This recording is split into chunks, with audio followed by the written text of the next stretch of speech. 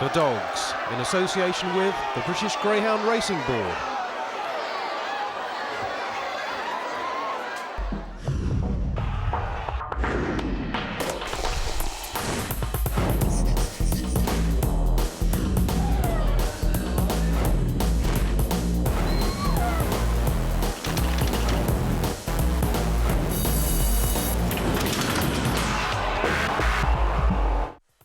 Well, just a few weeks after the Northern Puppy Derby, we're back at Sunderland for the William Hill Gold Cup final. The best of the action from the North East track coming up in another packed edition of The Dogs.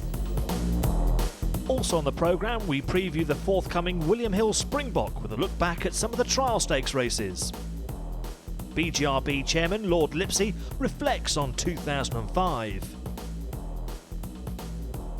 And a review of the Tony Campbell Birmingham Cup from Perry Barr. But first, it's off to the Royal Lancaster Hotel in the heart of London town for Greyhound Racing's Night of the Year, the 2005 British Greyhound Racing Board Annual Awards Gala. The great and the good of this wonderful sport turned out in their Sunday best to celebrate and honour those stars on and off the track. It really was a case of a who's who of greyhound racing hitting the capital for an evening of dinner, of dancing, of general backslapping and, of course, an excuse to party, which is exactly what myself and fellow host Darryl Williams did. First up, Sprinter of the Year, which went to the Harry Williams-trained Laserbeam. Sky's Gary Newbon presents a trophy to the Scurry Champions owner, Vince Taylor.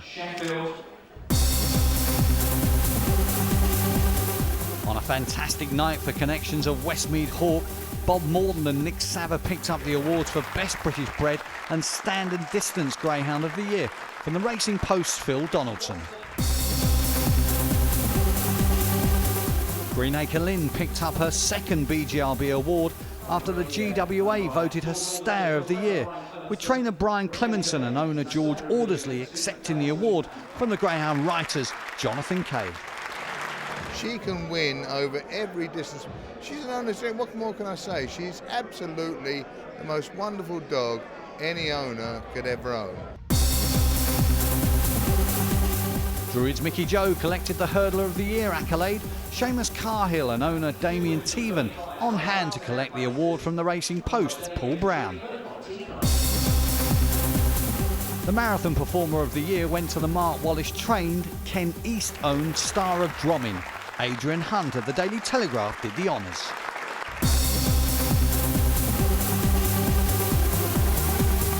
Fear Me, trained by Charlie Lister for Simon Wooder, was voted Best Newcomer by the Greyhound writers, and our own Errol Blythe joined him on stage. And Simon was back just a few minutes later to collect the Owner of the Year prize. His dogs, with the now familiar Fear prefix, dominated 2005. The likes of Fear Me, Fear No One and Fear Assassin all played their part for Team Wooder during the year. His racing manager Harry Mansour was also on hand to share the stage as Owners Chief Stuart Lockhart made the presentation. We love our dogs and I'm right into the dogs. I love them. I'm into the breeding, I'm into buying them, I'm into running. I want to win. We want to win, you know, and that's it. And which is good because dog racing gets a name for like most old people sitting in the betting office that are very old, you know. But we're not like that. We're young and we want to win and we want to get the best dog. But we, you know, we're there with everyone. We just want to win races. That's what I want to do. Yeah. Simon was first to pay tribute to the work of this lady, Greyhound home finder Amanda Ainsworth, who was given a special award from the Retired Greyhound Trust. And Nick Sava was all smiles again as this time as breeder, Mega Delight picked up the Dam of Best British Litter Award. One lady who couldn't be there was Pam Heesman, who nevertheless collected the Services to Greyhound Racing Award. That's a good guy. Yes. Yeah. Imperial Kennels enjoyed a fantastic night with Pete Vernon, who works for Mark Wallace, heading to the stage as Kennel Hand of the Year for 2005. Now, Pete, on a scale of 1 to 10, how much did that surprise you? 11. Yeah, I hadn't got a clue. You know, it was just such a shock. Well, all kennel hands really are the unsung heroes of the sport, aren't they?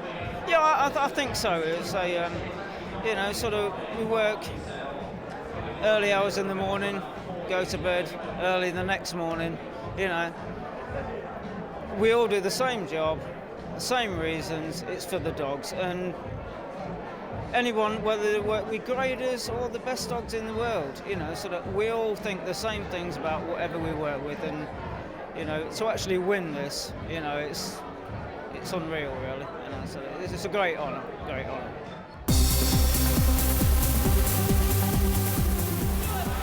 And the Wallace camp again took top honours, this time with Mark collecting his champion trainer title and trophy from Edward Bentle of the NGRC. An amazing achievement in his first year holding the licence, having taken over from Linda Jones. Wallace landed 305 open races and 7 Category 1 competitions. He edged out defending champion Charlie Lister, but not before a long battle with the Newark Maestro, in a real head-to-head for winners.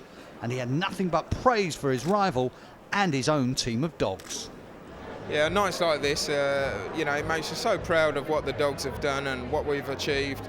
It's been fantastic winning all the Category 1s, and you know, the Walthamstow's gone really well. It's been just a fantastic year. It's one we're going to struggle to repeat, to be honest with you, but I think we're stronger this year than we was last year.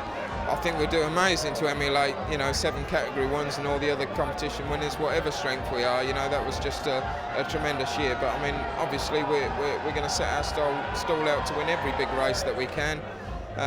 If we could win the Trainers' Championship for another year, then brilliant. But yeah, and we'd like to win a Classic as well. You know, they're all things that you want to do in a year, but you know, you need a bit of luck and you need the good dogs. We've got some terrific owners who are going to help us supply some good dogs for this year, and hopefully, if we have a bit of luck, we can be here again next year with the award.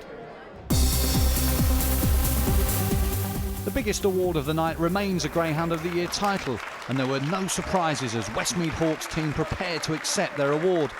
2005 really was the year of the Hawk, the English Derby champion rewriting the record books with victories in the Produce Stakes, the Studbook Trophy and the Summer Classic of Monmore, but memorably those last to first finishes at Wimbledon.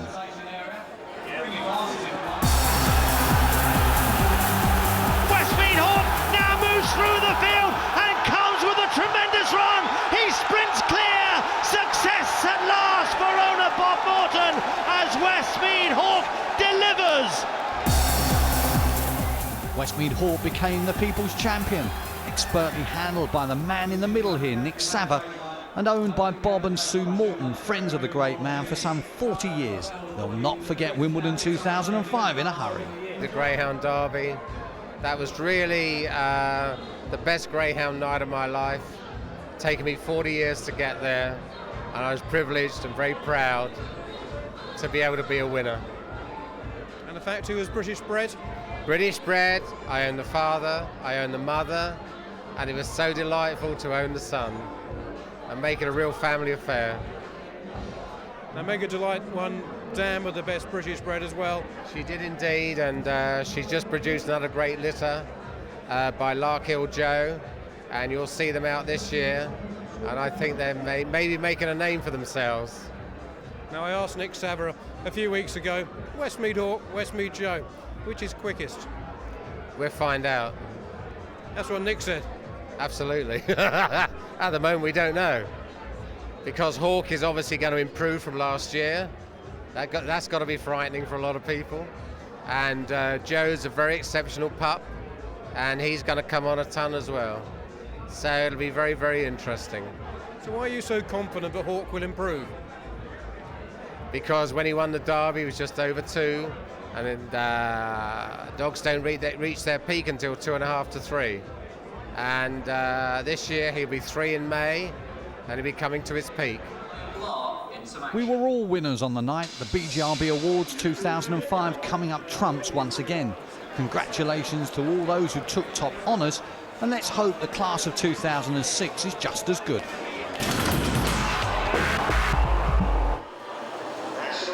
It's that time of year again as the novice hurdlers target the first big jumping competition of the year, the William Hill Springbok, staged at Wimbledon.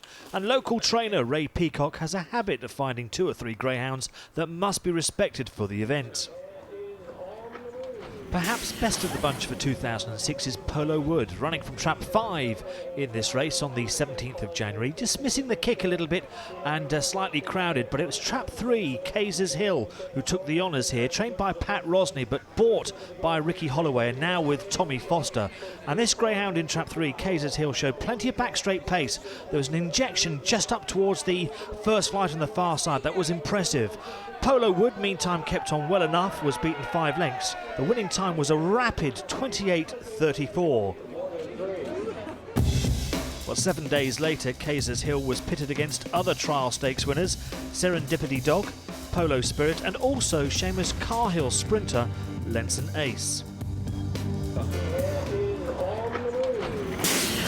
And they're off, and a good start here from trap 5, Mike's Fortune. Lenson Ace also up front, as you'd expect from the sprinter, but the favourite, Kayser's Hill, slowly away, and a bit of bother there for the favourite at the back. Lenson Ace takes them along down the far side then, and has a 3-length lead, but here comes Kayser's Hill. Good back straight pace, jumping professionally, and hot on the tail now from Lenson Ace as they go around the second last bend. As they come round it, now Kayser's Hill barges his way past Lenson Ace. After these comes Serendipity Dog over the last. Kayser's Hill by a length from Lenson Ace. Serendipity Dog in third.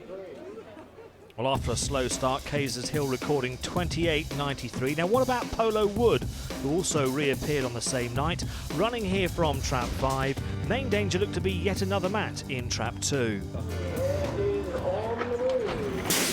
Off they go and racing up towards the first flight and jumping well. Polo Wood up with a pace, also breaking fast with Star Caddy Man as they go round the bend. Yet another mat moving off there, heading down the far side at the moment. The early legs coming from Star Caddy Man, but here comes Polo Wood ranging up on the inside and jumped that one quick.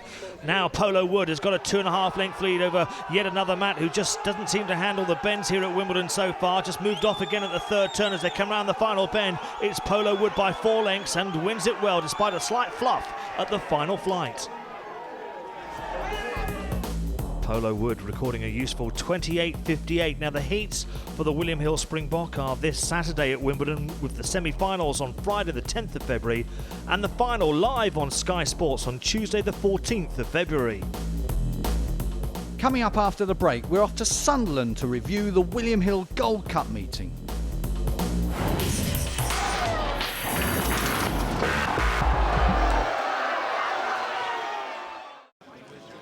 Welcome back to the Dogs. Sky Sports' second live outside broadcast of the year came from Sunderland for the final of the William Hill Gold Cup. The track was perfect after a torrential downpour had given a heavy bias to the wide seats in the semi-finals of the competition.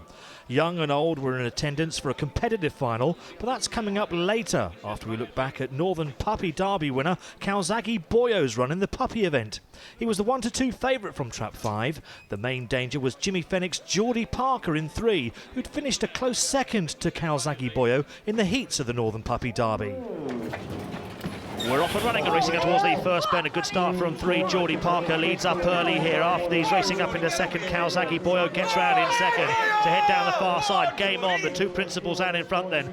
Geordie Parker by 2 lengths at the moment over 5. Kawasaki Boyo. After these come 6. Unruly as they come round the third bend. It's 3. Geordie Parker, the leader here, but only by a length as Kawasaki Boyo tries to bust it up off the final bend. And Kawasaki Boyo's too strong. Goes on to win now. Kawasaki Boyo the winner. Photo for second. 6 Unruly and 3 Geordie Parker. Well, not trapping brilliantly, but enough early just to get round the first bend and then set about picking up Geordie Parker. Ted Soppett was well pleased with this puppy and he's looking forward to the Greyhound Derby. I honestly do think at Wimbledon he'll be one of the main players because the dog's got a ton in him. I mean, he's had nothing and he's got a ton in him, and I think when he goes on a bigger track, that's when you'll see the real deal. So he's a serious Derby dog, do you reckon? Without question. He's the best. I mean, I've had very fast dogs in my time, but I've never had one with a brain like this. He's nearly human, you know. The recent refurbishment at Sunderland is paying off already, with business booming at the track at what is normally a quiet time for promoters. The track bookmakers were also busy as a high percentage of the favourites were coming home to the cheers of the crowd. The final looked tricky, with Elaine Parker's Mayor's Boy going to traps as the 7-4 favourite. Paramount Silver and Roswell Spaceman both looked well drawn. And we're off and running up towards the first bend. Best away here is Mayer's Boy. Good draw for one. Roswell Spaceman is pumping there between Roxholm Silks and also 4 around the bend. They go on 6. Paramount Silver sneaked round around the outside, and 6 Paramount Silver leads. Roxholm Silks is off in chase in second though to come down towards the second last bend. It's 6 Paramount Silver leading here by 2.5 lengths over Roxholm Silks, trying to lay it down. After these come 4. That's Ryan Crew Stevie racing up towards Route 9. Paramount Silver by a length from Roxholm Silks in second place, and back in third was Ryan Crew Stevie. Mayer's Boy definitely trapped out the best yet again here at Sunderland, but there was bother on the run up towards the first bend between Rhine Crew Stevie and Roxholm Silks, and more trouble between Mayer's Boy and Roswell Spaceman at the first bend, and this played into the paws of Paramount Silver. Let's take nothing away from this real journeyman Paramount Silver, an imposing blue dog. He'd reached the finals of the Pall Mall, Milton Keynes Derby and London Scurry last year, and Paul Liddell spoke to the press afterwards. He said the William Hill Pall Mall at Oxford is his next major target. The launch of Vision 2010 at the Savoy last year helped make 2005 a pivotal year for the sport and the BGRB chairman, Lord David Lipsey. Well, it's mostly been a year of solid progress. We have put in place a strategic plan for greyhound racing now, Vision 2010, which had a really bang of a launch. Our budgeting is now much more efficient than it was in the past. All we need now to do is to attract in the same old huge crowds as we used to get in the old days. With this change, that they're going to spend even more money on the tracks than those crowds used to. Now, Vision 2010's first objective was to get more people through the turnstiles. How have the tracks reacted to your ideas? Very positively. I mean, it's a combination of local marketing and selling the tracks, of improving the facilities so people have the experience they expect when they get there, and of the new national marketing, which is designed to sell greyhound racing as a whole. And I think there's an understanding throughout the sport that we've got to get out there and sell ourselves. It's no good being Britain's best kept secret sport. But we've got to sell ourselves as a whole. The sport's got to pull together as a whole here.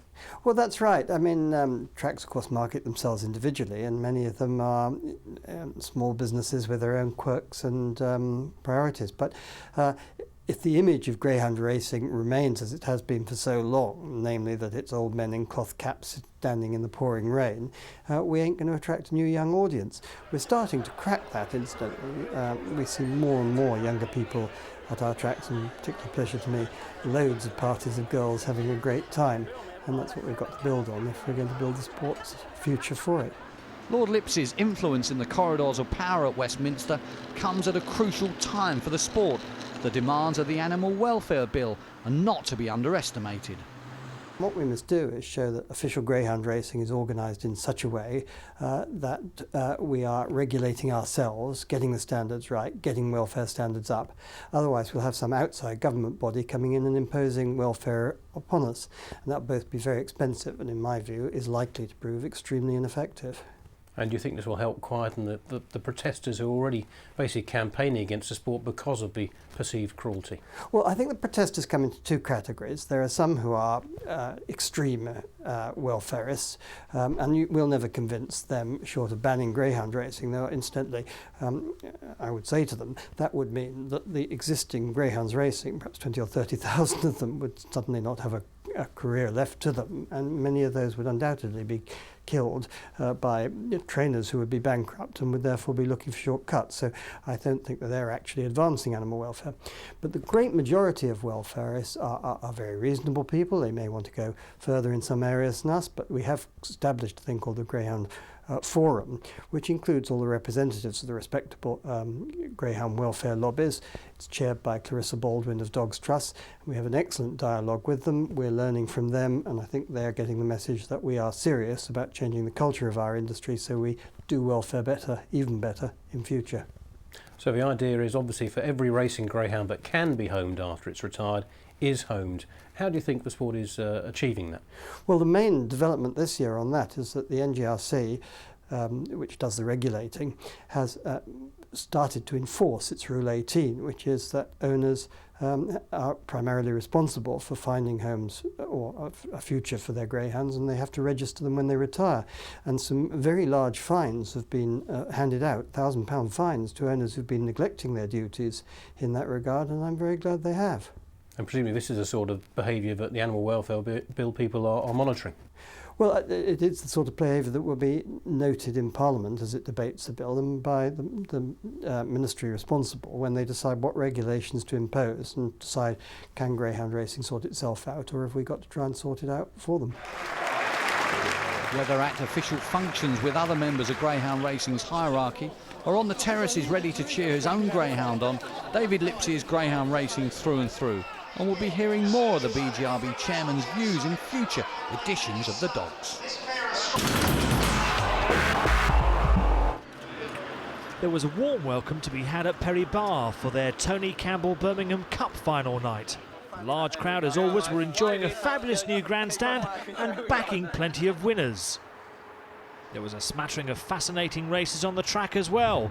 Black Magic Guy for Mark Wallace was the 1-2 favourite for the 710-metre event. The main danger was Hesley General. They're off and racing up towards the first bend. Pace coming here from Hesley General in 1. Black Magic Guy in 3 is handy. Park Solo in between them, doesn't get a run, was badly squeezed at that stage of the race. They come around this second bend. Black Magic Guy and Hesley General. Oh, they make contact there. Rushing to the third bend. Black Magic Guy just on top by a length from Hesley General. They make further contact and Hesley General was forced to check there. After these comes Park Solo alongside Trap 6 Moments Glory. Heading down the far side, it's Black Magic Guy the leader. Hesley General's coming again though as they reach the second last bend. It's Black Magic Guy by half a length, but Hesley General, a real threat on the outside, is finishing well. Up towards the winning line they go. Hesley General by half a length. Hesley General wins from Black Magic Guy. Park Solo in third. It's a real thriller. But on to the big race of the night, the Tony Campbell Birmingham Cup final. Ferienne in 6 was the favourite, but there was plenty of support behind Lambstown Blue in 1. Comes the hare, and they're away and running up towards the first bend. Panther Patrol on his toes, leads up early. Kingsmill again showing good early pace. Oh, trouble there, Shelbourne Nina involved, so is the favourite Ferienne, and also 5 Penny's Axis. They're out of the race as they head down the far side. Kingsmill again goes a little bit wide. Panther Patrol searching for a gap at the third bend, but in comes Kingsmill again at the third turn to take over by a length here as they come off the final bend. It's Kingsmill again. Panther Patrol stubborn but won't go away. It's going to be Kingsmill again that's going to win here from Panther Patrol. Lambstown Blue back in third.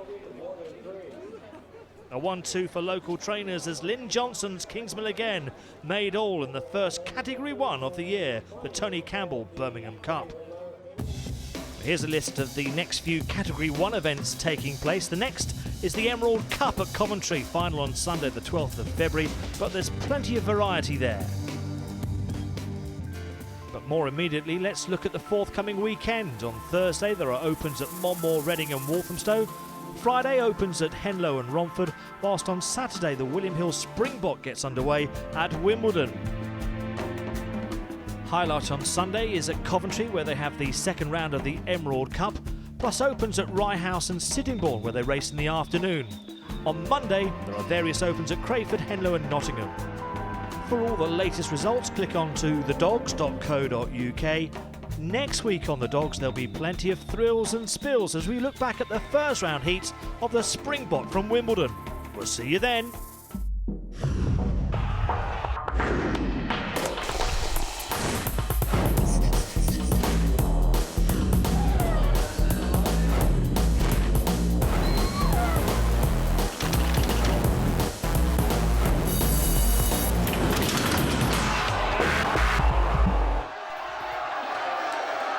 The Dogs, in association with the British Greyhound Racing Board.